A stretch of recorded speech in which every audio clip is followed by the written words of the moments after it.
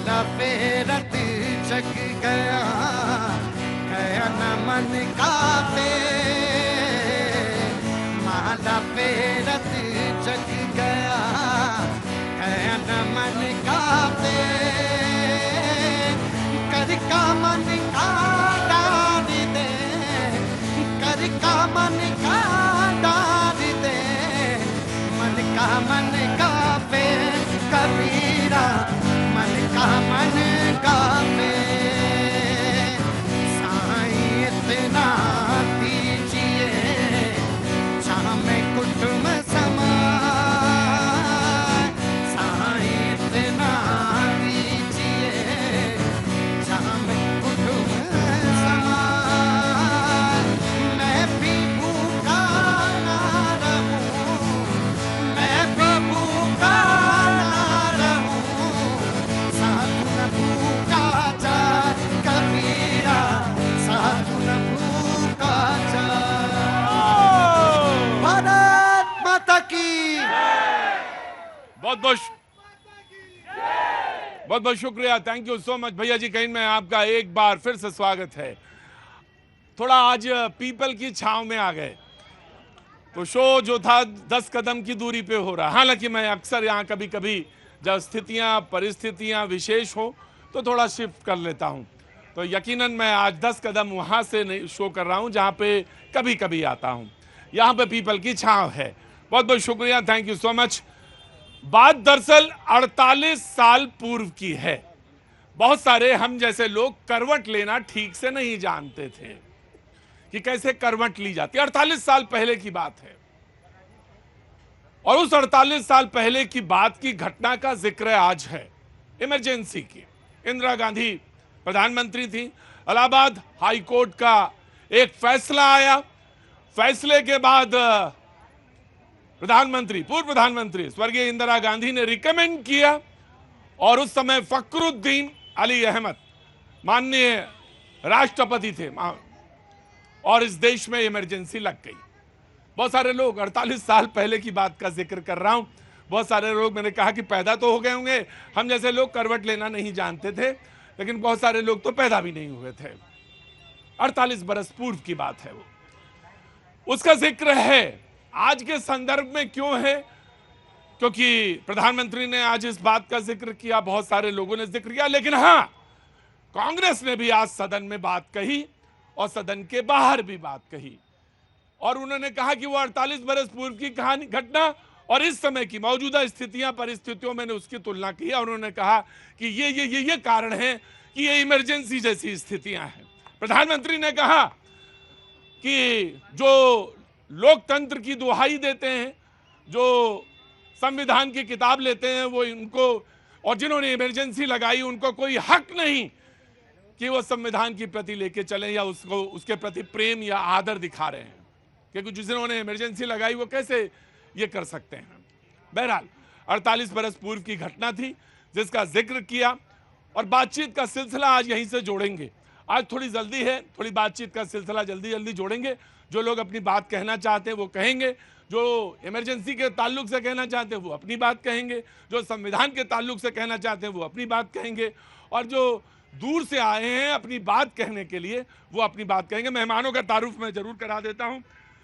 Doctor टीना करमवीर कांग्रेस का पक्ष रखने के लिए आई। आज आपने काला ही चुना है? वैसे ही ले लिया, वैसे ले लिया। एसएन सिंह साहब बीजेपी के का पक्ष, आपने आज सफेद चुना है। कलर से कोई लेना देना नहीं सिंह साहब, कोई लेना देना। तबीयत ठीक है? तबीयत बिल्कुल तबीयत ठीक होनी चाहिए, कलर से कोई ना, कलर तो अपने आप ही पैदा कर देंगे हम लोग यहाँ पे। राघवेंद्र दुबे समाजवादी पार्टी के प्रवक्ता, बहुत बहुत शुक्रिया, thank you so much. Danish Rizwan साहब, वाह क्या बात, बिहार से आते हैं, हम पार्टी के, और बहुत बहुत शुक्रिया, थैंक यू सो मच। आज आप भी बोलेंगे, इमरजेंसी पे बोलेंगे या किस पर बोलेंगे आज आप? सर बिहार को कुछ ज्यादा ही बोलना चाहिए इमरजेंसी पर। हम भी तो यही चाह रहे हैं, विपक्ष भी तो यही कह रहा है, कांग्रेस भी तो यही कह रहा है कि देखिए ना अर्थ का अनर्थ ना निकालिएगा। इन्होंने भी यही कहा है कि बिहार को बोलना चाहिए। बिहार को इसलिए बोलना चाहिए कि इस इमरजेंसी के दंश को बिहार और उत्तर प्रदेश ने झेला है, और अगर नहीं झेला होता तो आदरणीय लालू प्रसाद यादव जी ने अपनी बेटी का नाम मीसा भारती नहीं रखा होता। ठीक है, मीसा का नाम उन्होंने उसी मीसा कानून के तहत रखा था। संविधान की बात हो, उसके अधिकारों की बात हो, लेकिन एक बात का जिक्र मैं जरूर करना चाहूंगा। 42वां संशोधन हुआ था इंदिरा गांधी जी के समय में। उसके बाद मोरारजी भाई देसाई की सरकार बनी, जनता पार्टी, लोग जानते होंगे, जिक्र है, बहुत सारे लोग जानते होंगे। और उन्होंने एक संविधान संशोधन किया, वो 44वां था, और इसके लिए वो साधुवाद, धन्यवाद के पात्र हैं, क्योंकि वो जो 44वां संविधान संशोधन था उसमें कुछ कानून ऐसे थे या प्रावधान किए गए जिससे कि कोई व्यक्ति इतनी सुविधापूर्वक या कोई आसानी से जाए और राष्ट्रपति से कहे कि ये लीजिए और इस पर दस्तखत करिए, इमरजेंसी लगानी है, संभव नहीं है, संभव नहीं है। अब तो मोरारजी भाई ने उस समय 44वां संशोधन किया, तो उसका भी वो आज जिक्र होना चाहिए। बातचीत का सिलसिला शुरू करेंगे। एक दो लोग जो बोलने जाते आ रहे थे, हाथ उठा रहे थे, कहां से आना हुआ आपका? द्वारिका मोड़ से। क्या नाम हो गया आपका? मेरा वंदना पांडे। वंदना जी, कुछ कहना चाहती हैं? बहुत अच्छी हैं। हाँ जी, सर आपको सुनने हाँ, हम कोई नेता थोड़ी ना है, हम तो वैसे बातचीत रख देते हैं। हाँ जी, नेता से कम भी नहीं है। हाँ, नेता से कम नहीं है, और अभिनेता थोड़े से तो ही है। कोई जो नेता है वो अभिनेता भी है थोड़ा थोड़ा। बहुत। आप कहाँ से आना हुआ आपका? जी नमस्ते। नमस्ते सर, मैं गाजियाबाद से आई हूँ, इंदिरापुरम से। हाँ। भाई सॉन्ग इतना अच्छा गा रहे थे कि मुझे अच्छा लगा, मैं खींची चली। ये सारे झांसे के तरीके हैं, ये हाथी के दांत हैं। असल बात तो अब आ रही है, अब आप खामखा आपका पसीना इन्होंने निकलवा लिया, वरना तो आप जा ही रही थी अच्छी तरह से। जी साहब नमस्ते। दरअसल बात यह है कि कांग्रेस या अन्य पार्टियों के पास कोई उठाने के लिए मुद्दा नहीं है, इसलिए इस तरीके की हरकतें कर रहे हैं कि इमरजेंसी जैसे हालात हैं। ये हार का जो मुंह देखे हैं उसी का ये नतीजा है। ये जो हार का मुंह देखे हैं ये उसी का नतीजा है।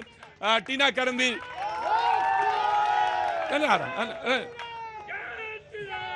ठीक है ठीक है, हल्ला नहीं। तो टीना करमवीर जी जो हैं दिल्ली यूनिवर्सिटी में प्रोफेसर भी हैं और अब कांग्रेस की प्रवक्ता भी हैं। बात को रखेंगे, मैं सबसे पहले उन्हीं के पास आऊंगा। और दो लोग कल छूट गए थे मुझसे, बाद में बड़ा नाराज हो रहा। अरे बाप रे बाप, इतना नाराज थे मुझे। नमस्ते। अरे पिताजी नमस्ते। नमस्ते साहब जी, कहाँ से आना हुआ? मैं उत्तराखंड से। उत्तराखंड में कहाँ से? पौड़ी से। पौड़ी से। कैसे आना हुआ? मैं इंदिरा गांधी के 75वां साल का मारा हुआ हूँ। क्या हो गया? एक फौजी हूँ। सन 1975 में इमरजेंसी लगा के उसने देश को खत्म कर दिया, देश को ऐसा लटा दिया जैसे कि अंधेरा हो रखा है दिन में। मेरे पास पूरे प्रूफ हैं, आज तक मैं बर्बाद कर दिया उसने। अब आपको? मेरे को बर्बाद कर दिया, 3 नौकरियां छुड़वाई। ये गांधी परिवार का काला दिन है आज, गांधी परिवार का काला दिन है। अच्छा ठीक है बाबू जी, ठीक है बाबूजी, मैं बहुत विस्तार में तो शायद प्रोग्राम में नहीं जा पाऊंगा, लेकिन मैं ब्रेक में आपसे जरूर पूछ लूंगा कि व्यक्तिगत तौर से आपको क्या नुकसान हुआ। बहुत सारे लोगों को परिवार में, बहुत सारे लोग जेल गए। कई उस्ताद मेरे जिनसे मैंने पत्रकारिता के काका सीखा वो जेल में रहे, उनका परिवार बहुत कष्टों में रहा, उनका परिवार कष्टों में रहा। तो व्यक्तिगत तौर से भी लोगों को बहुत सारी हानियां हुई। जी जनाबे आली, आप भी कल आए थे जी, बोलिए कहां से आना हुआ? मेरठ से आयु। मेरठ से। क्या नाम हो गया आपका? मुजम्मिल है जी। मुजम्मिल साहब बताइए किस लिए आना हुआ? समस्या ये है जी, एक साल से। एक मिनट रुको भाई, हल्ला नहीं। हाँ जी। एक साल से मैं लखनऊ तक हुआ। एक साल से मैं लखनऊ तक हो आया और सब मेरठ के चक्कर कितने का। मेरठ के चक्कर काट लिया। मेरठ के कोई गांव में रहने वाले हैं? मैं गांव का रहने वाला। अच्छा जी, मेरठ का कौन सा गांव? गांव नाली, तहसील सरदाना। तहसील सरदाना। सरदाना। जी साहब, बात क्या है? आपके माध्यम से गांव में प्राइमरी स्कूल है और खंडहरुआ पड़ा है वो पिछले 10 साल से, लेकिन कोई सुनवाई नहीं हुई।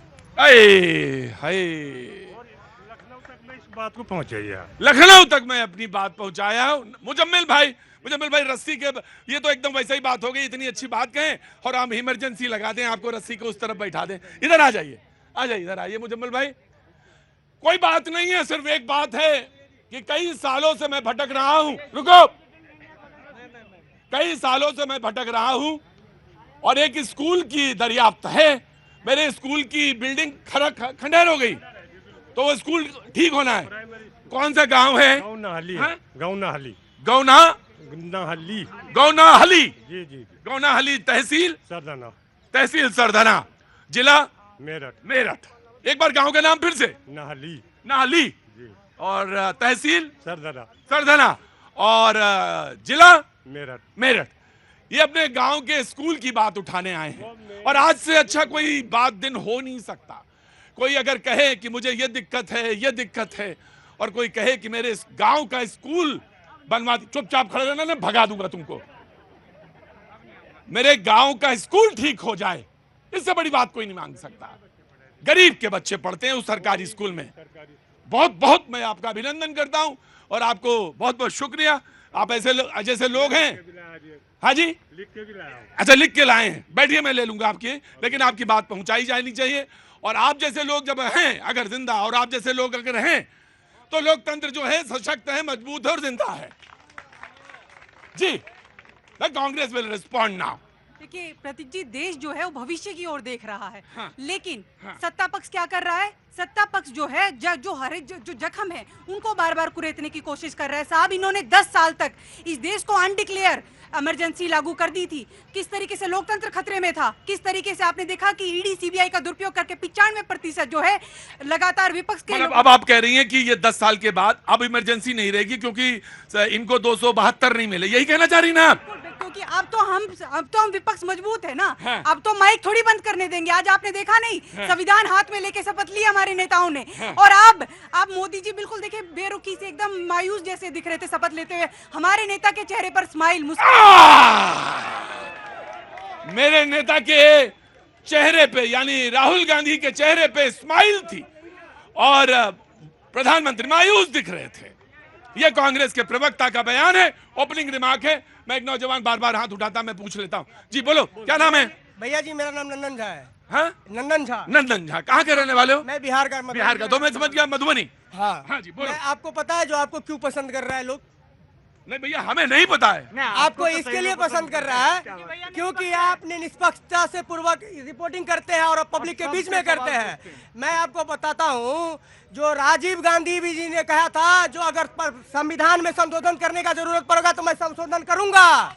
और सब पता है उन लोगों ने। और एक बात बताए, इमरजेंसी के बारे में बोली ना मैडम, इमरजेंसी में क्या देश का हालत। बताओ नेता कौन है इन दोनों में, पहले बताओ।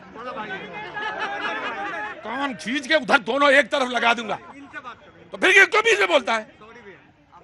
सर जी, मैं एक बात बता रहा हूँ, यहाँ पे ये है जो बोलते हैं सारा देश का कानून एक समान है, तो फिर मुस्लिम पर्सनल वोट क्यों है? एक बात, अब झा साहब खड़े रहो। झा साहब आप सुनना, ईमानदारी से सुनना। इस देश को सबसे ज्यादा अगर दिक्कत हुई या देश पीछे गया, मेरा मानना है इमरजेंसी से भी ज्यादा अगर पीछे गया तो जातिवाद से। हम ब्राह्मण हैं, हम ठाकुर हैं, हम फला हैं, हम फला हैं, हम फला हैं, इससे सबसे पीछे गया। और दूसरी बात, इस मुल्क मैं आ रहा हूं, इस मुल्क को सबसे ज्यादा अगर पीछे किसी ने ढकेला तो सांप्रदायिक ताकत हो। कि हम हिंदू हैं, हम मुसलमान हैं, हम ये हैं, वो हैं। ना तो डिबेट इज ओपन। बीजेपी के प्रवक्ता हमको दे देते हैं। हाँ जी, अरे हाय हाय हाय जी, आई एम सॉरी सिंह साहब, सॉरी। हाँ जी, बहन ने अभी कहा हाँ, कि सत्ताधारी लोग जो हैं वो जख्म को कुरेदते रहते हैं। मतलब देश सत्ताधारी लोग जख्म को कुरेदते रहते हैं। हाँ जी, मतलब इन्होंने जख्म दिए हैं, उसी को कुरेद रहे हैं। हम आह भी लेते हैं तो हो जाते हैं बदनाम। इन्होंने 74 में कत्ल भी किया तो ये नहीं चाहती हैं कि चर्चा हो। भाई, आपने जख्म दिए ही क्यों? आपने जब हमारे हाथ पैर तोड़ दिए, हमारे जबान को सिल दिया, तो आज जबान खुला है तो हम बोलेंगे जरूर कि ये जबान आपने आज के दिन ही बंद किया था। आपने भारत की आम आवाम को कह दिया था। संविधान की किताब लेके हैं, उन्होंने दिखाई है संविधान की किताब। संविधान तोड़ने वाले ही दिखलाते हैं। एक कहावत है ना कि नया नया मुल्ला ज्यादा प्याज खाता है। तो जिन्होंने संविधान को तोड़ा वो दिखाएंगे ना, ये देखिए संविधान, भाई साहब, संविधान को तोड़ा क्यों था आपकी दादी ने? क्या आपको आज दिखाना पड़ रहा है? अगर हम ना होते 74 में तो देश किस चौराहे पे खड़ा होता? हमसे मतलब है ये कर्पूरी ठाकुर की भूमि से आते हैं, वो भी बनते, गुजरात की जेल में थे कर्पूरी ठाकुर साहब। कर्पूरी ठाकुर हमारे बिहार झंझारपुर के हैं। हाँ बेटा, पढ़ो उनको, बस याद करने की जरूरत नहीं है उनको। और उनके कर्पूरी ठाकुर को सिर्फ जैसे संविधान की, मेरी बात सुनो, झा नहीं भगाऊंगा, कि संविधान को सिर्फ लेके घूमने की जरूरत नहीं है, संविधान को पढ़ने की भी जरूरत है और समझने की जरूरत है। जी समझ बीजेपी अंदर समाजवादी पार्टी।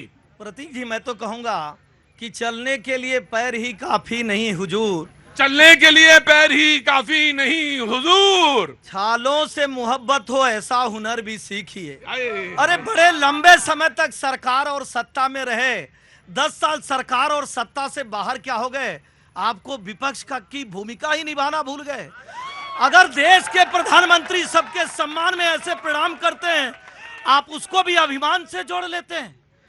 अरे ऐसे लोग जो इमरजेंसी लगाए, जो देश के संसाधनों पे एक का अधिकार बताए, जो बड़ा पेड़ गिराकर सिखों पर गुनाह किए, आज भी उनका अभिमान जा नहीं रहा है। जानते हैं क्यों प्रतीक जी? नेचर और सिग्नेचर चेंज नहीं होता है। वो तब की कांग्रेस और आज की कांग्रेस में कोई अंतर नहीं है प्रतीक जी। तब की कांग्रेस सरकार और सत्ता में रहने के लिए 1.5 लाख लोगों को मीसा में बंद करा देती है, और आप जैसे पत्रकार जो स्वतंत्रता से अपनी बात यहाँ कह ले रहे हैं ना, जिसको कह रहे हैं अघोषित आपातकाल है, वो आपातकाल था जिसमें राम बहादुर राय सरीखे 11,000 पत्रकार, इवन कोई पत्रकारिता करने वाला व्यक्ति कुछ छाप नहीं सकता। पत्रकार के ऊपर, और ये जो हमारे शेरो शायरी मुशायरा कवि सम्मेलन वाले लोग हैं, कवियों लोग, इनका तो मैं जानता हूं हिसाब। वो एक जमाना था उस समय जब आप कविता पढ़ने के लिए भी मंच पे खड़े होते तो एक फर्रा आ जाता था कि ये कविता नहीं पढ़ेंगे, सरकार के अगेंस्ट नहीं पढ़ेंगे आप, सरकार के खिलाफ नहीं पढ़ेंगे आप, कुछ भी पढ़िए। लेकिन अब ठीक है, रिस्पॉन्ड करेंगी समाजवादी पार्टी में। आगे बेटा, क्या नाम है? संजल जैन। कहां से आना हुआ? दिल्ली चांदनी चौक से। चांदी चौक से। कुछ कहना है? हाँ बोलो।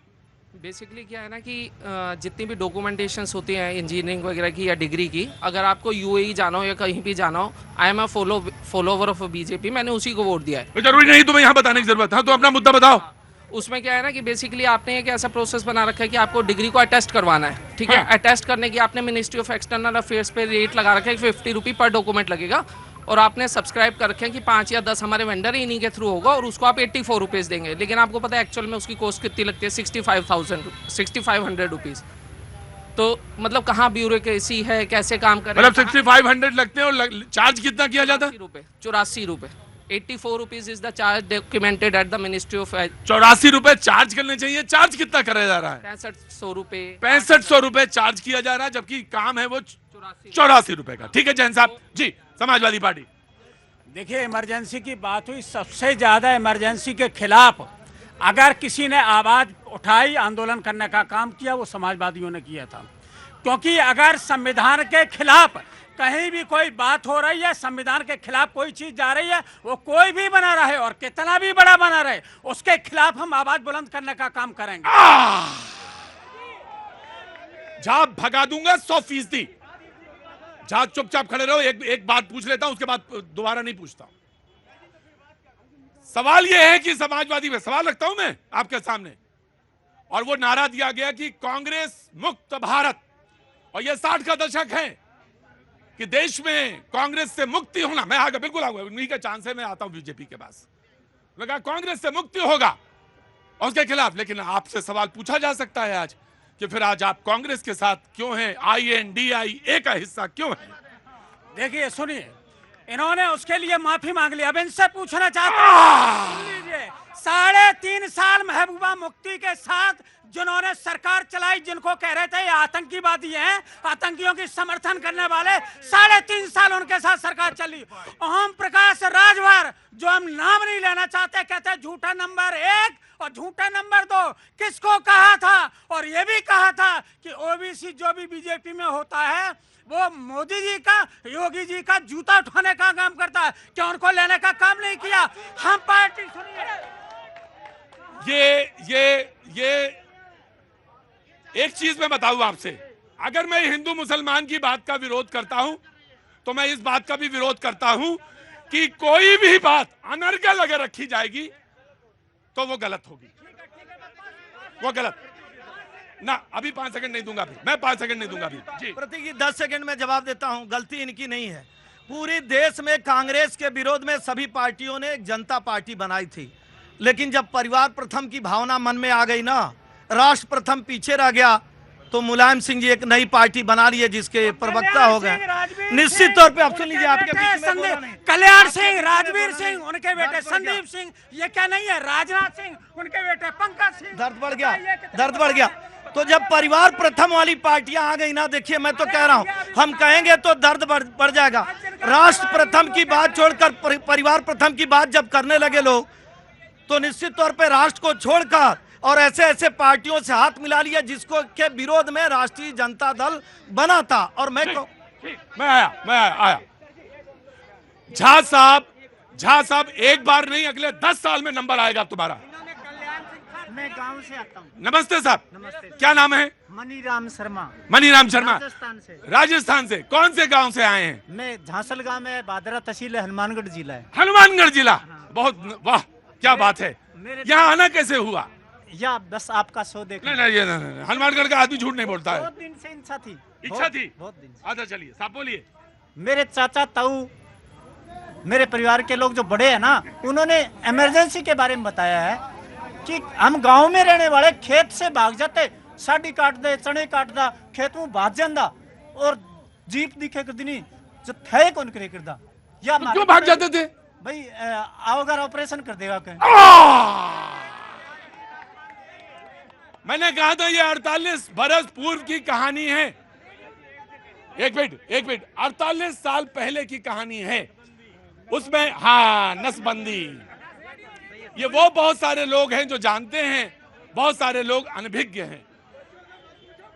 हनुमानगढ़ से मैं आ गया, बड़े से पूछेंगे, लेकिन हनुमानगढ़ से आए हैं, राजस्थान से मनीराम जी ने, ये शर्मा जी ने ये बात रखी। वेट, अभी नंबर नहीं। आम आदमी पार्टी जी। देखिए, इतिहास में मानती हूँ कि बहुत महत्वपूर्ण है, लेकिन हमारी बहस आज वर्तमान पर और आने वाले भविष्य पर होनी चाहिए। बिल्कुल होनी चाहिए। जो मुख्य मुद्दा है वो नीट जैसे एग्जाम जो लीक हो रहे हैं, और इतने सारे यूजीसी नेट का प्रोग्राम लीक हो रहा है, यहाँ पर बहुत सारा युवा है, ये युवा के भविष्य का सवाल है। आज जो युवा पढ़ता है, लिखता है, कितनी मेहनत करता है, उनके माँ बाप कितनी मेहनत करके उनको पढ़ाते हैं, अपना पेट काट के उनको पढ़ाते हैं, अपना घर बेच के उन्हें पढ़ाते हैं, और वो जब एग्जाम लीक हो जाता है तो उनके मानसिकता पे कैसा असर पड़ता है, इस पर बहस होनी चाहिए। और बहस इस पे नहीं होनी चाहिए कि संसद में स्पीकर कैसे चुना जाए या स्पीकर, डेप्यूटी स्पीकर कैसे चुना जाए, इस पे नहीं होनी चाहिए। नहीं, सब पे बहस होनी चाहिए, लेकिन जो अहम मुद्दा है, क्योंकि हमारे ये जो युवा है, ये हमारे देश का भविष्य है, ये आगे चलकर हमारे देश का भविष्य सुधारेंगे। लेकिन यही अगर वही पेपर लीक हो जाएंगे और बिक जाएंगे और अयोग्य बच्चे डॉक्टर बनकर आएंगे, तो वो कैसे इलाज करेंगे इन सबका, बताइए जरा। और आप मुझे एक चीज बताइए, हम भविष्य की बात करें, यहाँ पर बहुत सारे युवा हैं, अभी बहुत सारे जय श्री राम का नारा लगा रहे थे, अच्छी बात है, मैं भी बहुत आस्था रखती हूँ भगवान में, बहुत पूजा पाठ करती हूँ। और आप देखिए, एक ऐसी सरकार जिसके राज में केदारनाथ का सोना पीतल हो जाता है, एक आंधी में मूर्ति उड़ जाती है, और अभी आपने रिसेंटली देखा कि अयोध्या में जो कि अभी रिसेंटली मंदिर बना है वो टपक रहा है। तो इन्होंने तो भगवान को नहीं छोड़ा भ्रष्टाचार के लिए, तो इन्होंने तो भगवान के साथ भ्रष्टाचार कर दिया, तो ये इंसान को क्या छोड़ेंगे, हमारे देश के भविष्य को क्या छोड़ेंगे, बताइए। जी, of course I will give you chance, of course I will, मैं बिल्कुल दूंगा चांस, बिल्कुल चांस दूंगा जी। सबसे पहले आम आदमी को खबर हो गया, आम आदमी पार्टी के कि वहाँ मंदिर का जो है वो टपक रहा है, इनको बहुत जल्दी खबर हो जाता है। और पहले आप नौजवानों की बात करती है, मैं आम आदमी पार्टी को कहना चाहता हूँ। हाँ, एक मिनट, हाँ, मैं कहा बैठिए, क्या कहा इधर, क्या कहा, इससे क्या है? घर है हमारा। नहीं, इससे क्या हुआ? कुछ नहीं हुआ। आप आए कैसे, बगैर पूछे? जनता लोकतंत्र है। इधर आइए, आइए मेरे पास आइए, आइए इधर आइए, आ जाइए, इधर आ जाइए, नीचे करिए, आइए आइए इधर आइए।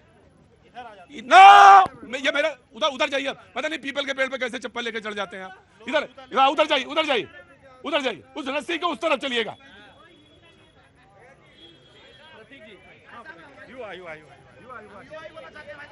भाई साहब खड़े रहिएगा, उसी जगह खड़े रहिएगा। हाँ जी, कौन बोल रहा था?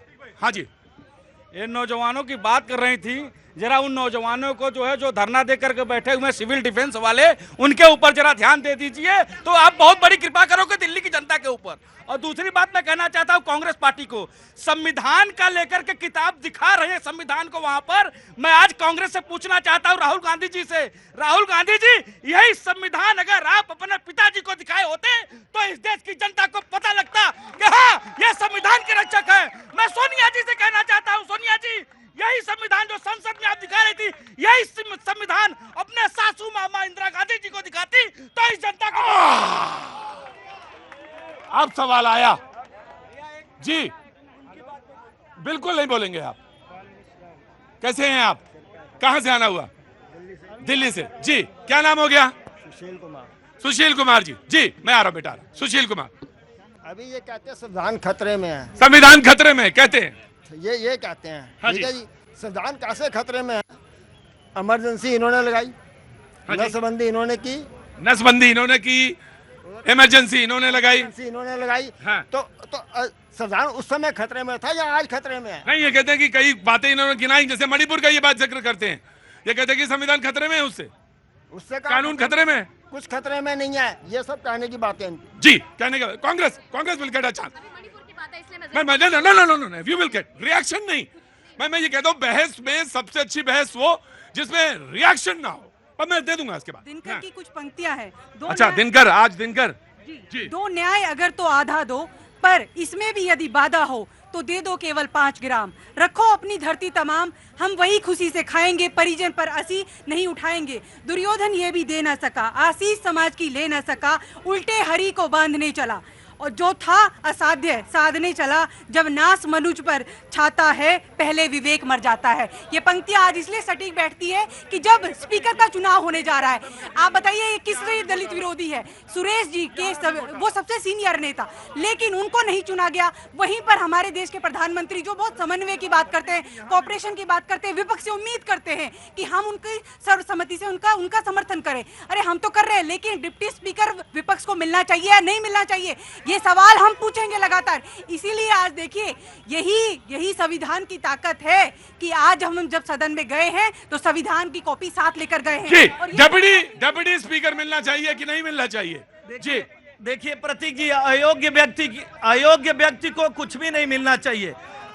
प्रतीक जी, अयोग्य व्यक्ति को कुछ भी नहीं मिलना चाहिए, पहली बात। दूसरी बात, अगर आप चुनाव भी करा लेंगे तो भी एनडीए ही जीतेगा। तीसरी बात सुनिए, जहां जहां इनकी सरकार है वहां स्पीकर भी कांग्रेस का और डिप्टी स्पीकर भी कांग्रेस का। इनकी सहयोगी पश्चिम बंगाल में स्पीकर भी उनका और डिप्टी स्पीकर आम आदमी पार्टी की बहन बैठी है। और आप तो जानकार पत्रकार हैं भाई, आप यहीं का देख लीजिए, स्पीकर भी आम आदमी पार्टी का और डिप्टी स्पीकर भी इन्हीं का। लेकिन मुझे एक बात पे मुझे एक बात पे आपसे एतराज है, जो आपने एक सेंटेंस बोला कि अयोग्य व्यक्ति। जी जानते हैं क्यों? बताइए उसका reason. You have to tell कि ये आपने कि संसद में कोई चुना हुआ व्यक्ति, उसकी पहली प्राथमिकता यही है, प्रायोरिटी कि वो कोई सांसद ही होना चाहिए, ज्यादा बार का चुनाव होना चाहिए। तो मुझे ये बताइए कि वो अयोग्य कैसे हुआ? दोनों। हाँ तो मुझे बताइए आप। एक तो देखिए, एक व्यक्ति 2 बार हार जाता है और एक लोग लगातार 6 बार जीतते हैं, उनसे ज्यादा योग्य होते हैं जो लगातार जीतते हैं। तीसरी बात सुनिए, संसद की एक मर्यादा होती है।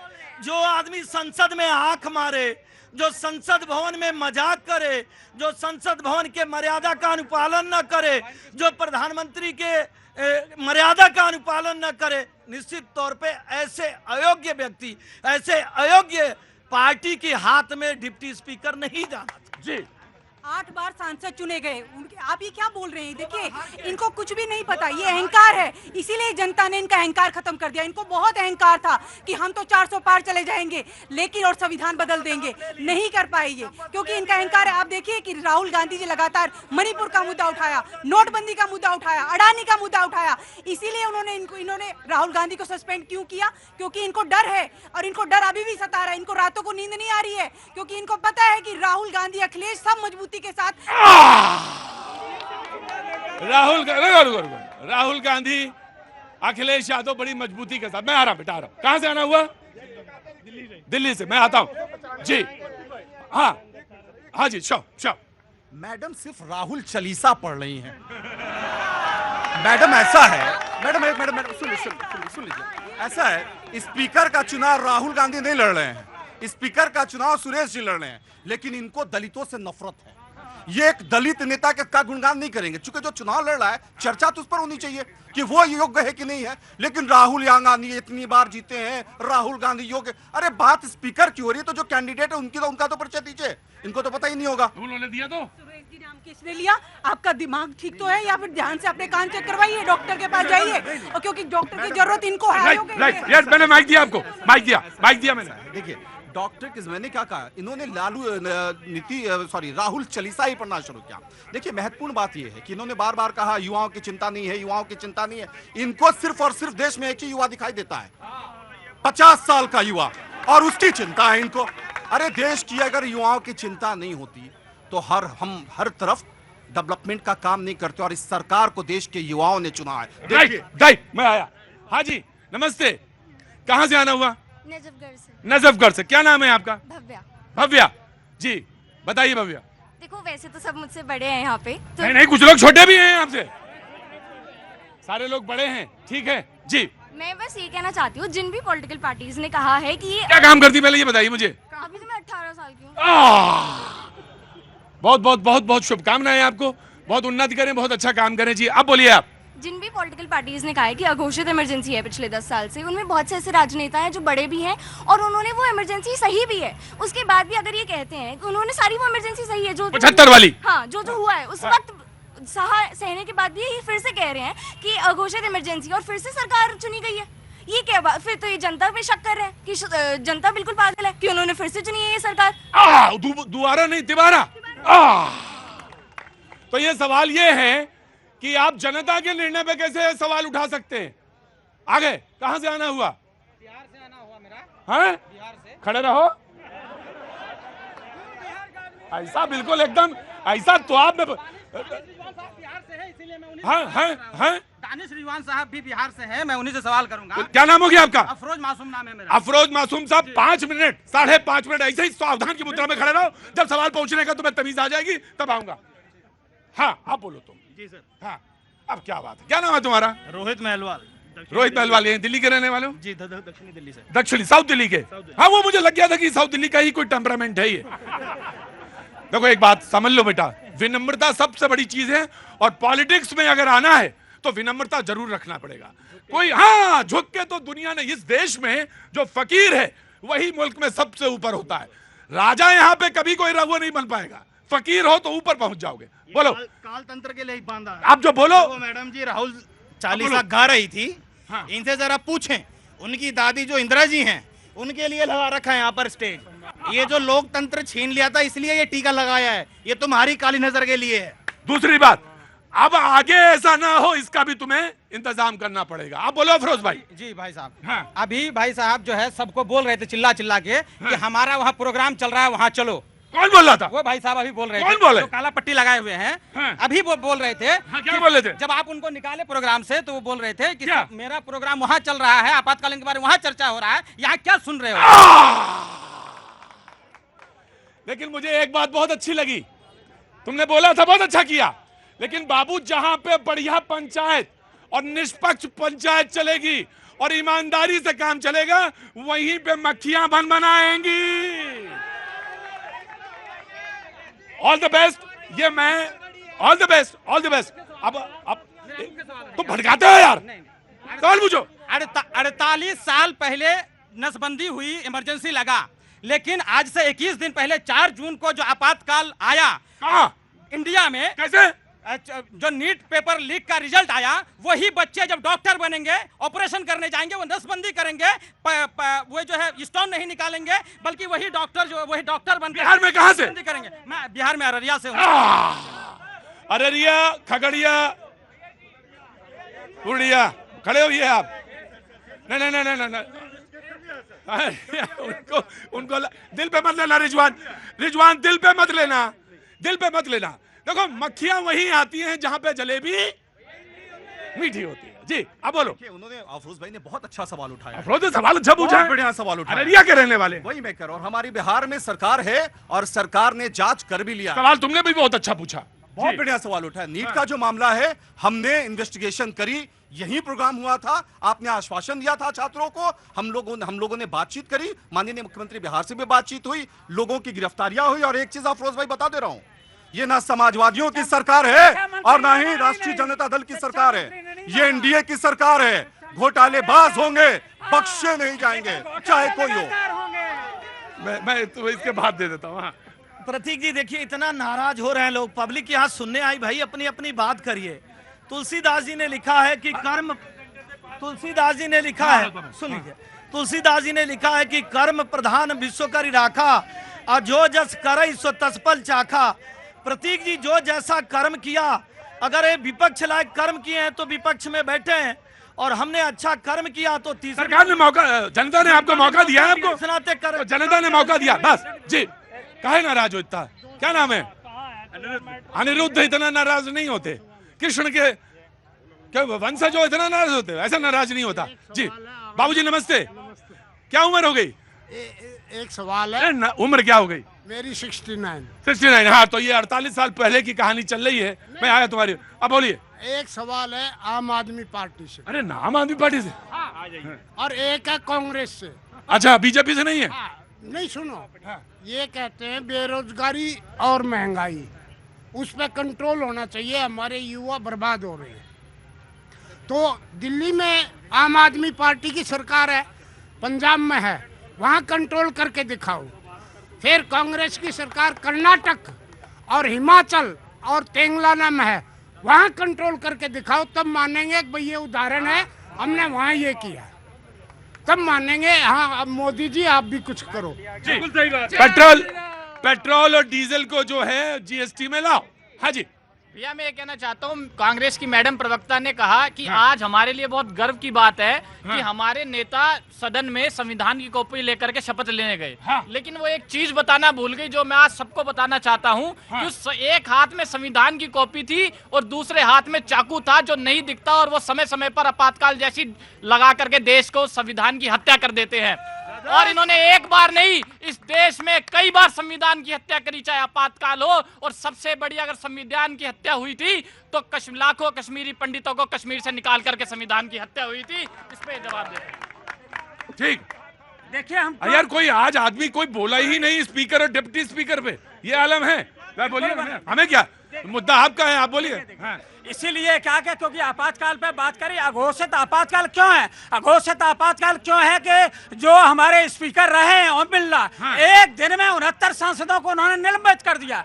140 सांसदों को पहली बार ऐसा हुआ है इतिहास में कि पहली बार इतने सांसदों को निलंबित कर दिया गया। और देखिए, राम मंदिर भी लीक हो रहा, वहां टपक रहा है, पेपर भी लीक हो रहा है, रेलवे भी ठीक नहीं है। देखो सरकार मैंने नृपेंद्र मिश्रा जी का बयान देखा, उनका कहना है पानी नहीं टपक रहा है। तो झूठ बोल रहे हैं मुख्य पुजारी, सत्येंद्र दास का बयान आया है। अगर वो झूठ बोल रहे हैं, नृपेंद्र मिश्रा सही बोल रहे हैं, कौन में ये निर्णय करना चाहिए? ये देश को देखना चाहिए इमरजेंसी क्या होती है कि आकर के नोटबंदी कर दी जाती है, उसका दुष्परिणाम इस देश ने झेला। लेकिन एक बात बताओ, तुम इतना बड़ा समाजवादी पार्टी एक बार भी नहीं बोले कि काला दिन था वो 75।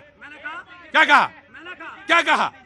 मैं दे दूंगा। हाँ जी क्या? देखिए, मैंने पहले भी कहा कि सबसे ज्यादा समाजवादियों ने आवाज बुलंद की थी, ये तो घर में बैठे थे, हम लोगों ने जेल में यात्राएं की और नेताजी जेल में रहे इमरजेंसी के दौरान, उस इमरजेंसी से लड़े और इस इमरजेंसी से भी लड़ने का। ठीक प्रतीक जी, समाजवादी पार्टी का जो प्रवक्ता रहेगा वही तो समाजवादी पार्टी की बात कहेगा।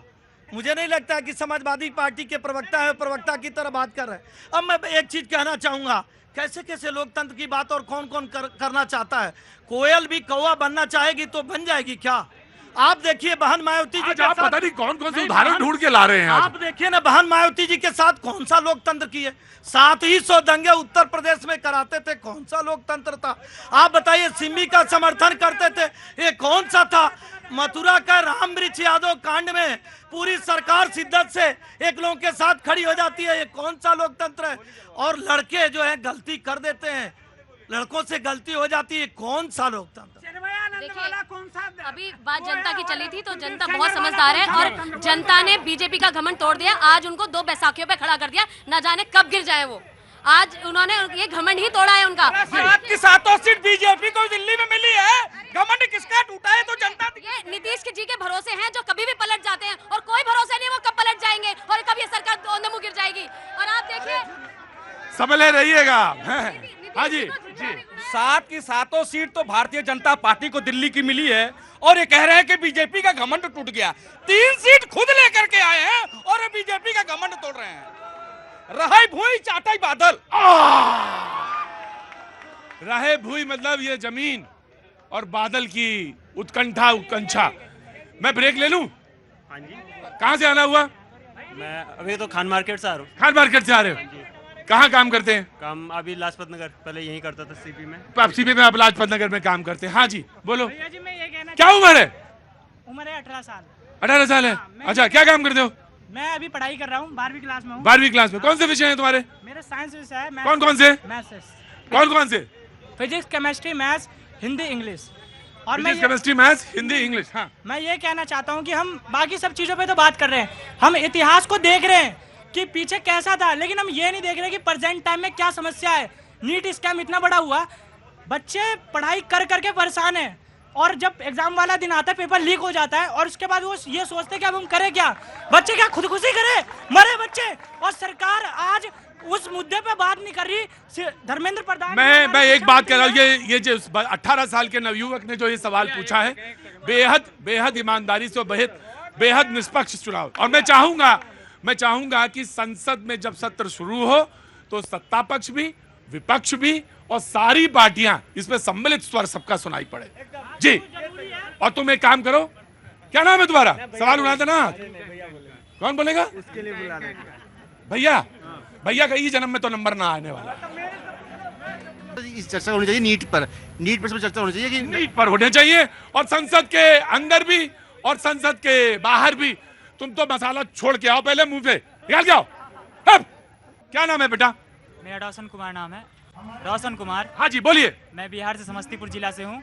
मेरे जिले में ना हमेशा हर बार इलेक्शन कमीशन द्वारा हमारे कॉलेजों को निलंबित कर दिया जाता है और कॉलेज की पढ़ाई रद्द कर दी जाती है। कहाँ पे? समस्तीपुर जिला में। समस्तीपुर जिला में? समस्तीपुर कॉलेज समस्तीपुर है। उसको हर साल या तो पंचायत के इलेक्शन हो, या लोकसभा का हो, या राज्यसभा का हो, हमेशा उसको टारगेट किया जाता है और कॉलेज को बंद कर दिया जाता है, और कॉलेज की कार्य को स्थगित करके कॉलेज का पूरा क्लास सब कुछ बंद हो जाता है। और आवाज उठाने पे ना डीएम साहब कुछ कर पाते हैं, ना मुख्यमंत्री, ना इलेक्शन कमीशन कुछ कर पाते हैं। और मेरे पंचायत में स्कूल तक जो हाई स्कूल होते हैं, वो हाई स्कूल बस एक ही है इतने आबादी में, और वो भी एक पंचायत के छोर पे है, लास्ट छोर पे, जहाँ जाना असंभव है। हमारे पंचायत में जो भी कौन सा पंचायत है समस्तीपुर में? पंचायत गोपालपुर पंचायत है। गोपालपुर पंचायत। जब चुनाव होते हैं तो हमारे स्कूल को जो है निलंबित कर दिया जाता है, पढ़ाई बंद हो जाती है। जी, कहाँ से आना हुआ? ललितपुर ना छाड़िए जब तक मिले उधार। जी बोलिए। हमारे शहर में 36 स्कूल हैं। हाँ जी। 36 स्कूल में 12 टीचर हैं सरकारी। एक टीचर 2-2, 3-3 स्कूलों का चार्ज लिए हैं। 36 स्कूल हैं। 36 स्कूल में 12 टीचर सरकारी, जिसमें शिक्षा अधिकारी क्या कर रहे हैं जिले में जो बैठे? कुछ भी ऐसी भर्ती नहीं हो रही है। भर्ती आप क्या काम करते हैं? हम पार्षद हैं। पार्षद हैं? कहाँ से? ललितपुर। अच्छा, क्या नाम है आपका? मुस्तफा। मुझे ललितपुर से हैं? ललितपुर में सिविल लाइन। कौन सा ward? Civil line 3rd ward number 11। और कितने स्कूल हैं? 36। और टीचर कितने हैं? 12। जी। अब जी कहाँ से आना हुआ? कहाँ से आए? हाँ जी। कैसा चल रहा मौसम वहाँ? बारिश हुई? जी, वेरी क्विक रिएक्शन। पहले बीजेपी अंदर वो, फिर आप। देखिए प्रतीक जी, मैं कहूँगा ये लोकतंत्र की खूबसूरती यहाँ पे दिख रही है कि आज वो जो काला दिन आपातकाल का था उस पर चर्चा हो रही है। एक पत्रकार सवाल पूछ रहा है, और जो वर्तमान में राष्ट्रीय पार्टी भारतीय जनता पार्टी है, उसके प्रवक्ता जवाब दे रहे हैं और विपक्ष भी अपनी भूमिका निभा पा रहा है।